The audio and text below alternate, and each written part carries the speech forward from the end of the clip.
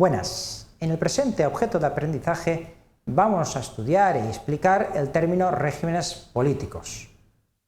Es importante en este objeto de aprendizaje relacionar este término con otro como es el de sistema constitucional y la relación dialéctica que se establece entre ambos.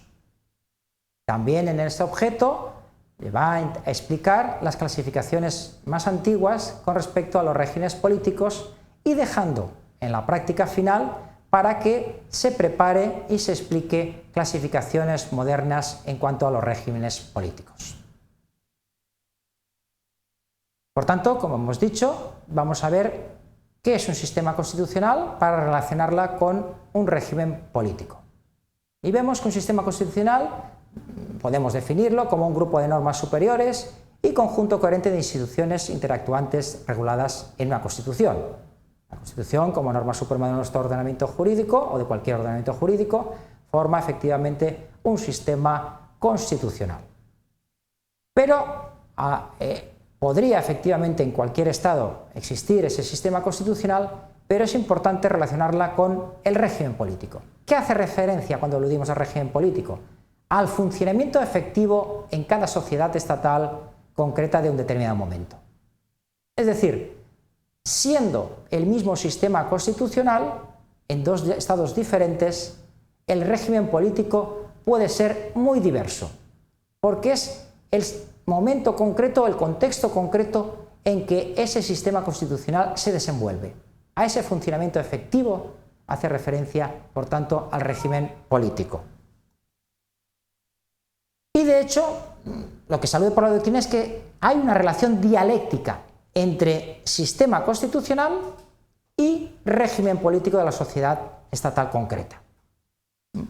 Y de hecho, de esa relación dialéctica se intercambian los propios términos de ambos conceptos. Y así aludimos muchas veces al sistema político, por esa relación que veíamos dialéctica, o también de régimen constitucional.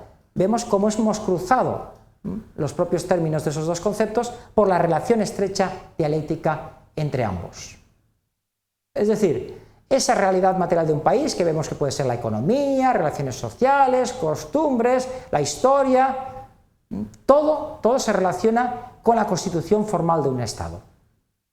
Y vamos a explicarlo con un ejemplo metafórico muy claro, siguiendo al profesor González Casanova. Vemos en la transparencia, vemos un dibujito que es una columna, estamos viendo, y una hiedra. La columna es algo fijo, que permanece. Y en cambio la hiedra vemos que se va enredando a lo largo de la columna. Pues bien, la columna simbolizaría efectivamente al sistema constitucional, que va a ser siempre el mismo. Es una constitución, es un texto escrito, pero el funcionamiento efectivo en esa sociedad concreta es lo que aludimos al régimen político. Y es la hiedra que se va enredando. Y por tanto podríamos tener dos columnas idénticas, pero las hiedras tomar caminos diferentes. Y entonces hablaríamos efectivamente de un régimen político diverso en un estado y en otro, pese a que la columna como fija sigue siendo la misma. Se han hecho muchas clasificaciones a lo largo de la historia respecto a los regímenes políticos. Nosotros vamos aquí a hacer referencia sobre todo a la de Aristóteles, aunque aludimos también a la de Montesquieu, pero en principio a la de Aristóteles. Y Aristóteles partía de unos criterios a la hora de hacer la clasificación. Por una parte, por el número de personas que ejercen el poder, y por otra, el fin a alcanzar y mantener ese fin. Es decir, el interés de los gobernados sería por una parte, o al contrario, el de la comunidad política. En este sentido podemos hacer referencia, según Aristóteles, a una monarquía, que sería el mando, por supuesto, pues, de una persona. La aristocracia, haría referencia a este régimen al poder de los mejores. Y, por último, democracia, que haría referencia al poder pues, de todo el pueblo. La palabra demos, el poder del pueblo, kratos, demos, kratos, poder del pueblo. Pero claro, estos términos se pueden corromper, veía el propio Aristóteles. Entonces la monarquía, que en principio no tiene que ser ninguna carga peyorativa, al contrario, pero sí se vuelve efectivamente corrupto, esa monarquía se convierte en tiranía. Y hablamos de reyes totalmente despóticos. La aristocracia, que sería como el gobierno de los mejores y por tanto no tiene ninguna connotación tampoco negativa, si se corrompe es una oligarquía, en que ya no tienen por qué ser los mejores, pero sí que son unos pocos y guiados por sus propios intereses. Igual que la democracia, por desgracia muchas veces en la actualidad se habla mucho de la demagogia, y esto ya lo decía Aristóteles, es decir, si esa democracia se transforma en demagogia es, decía él, una manipulación del pueblo y también una asfixia propia muchas veces de las minorías.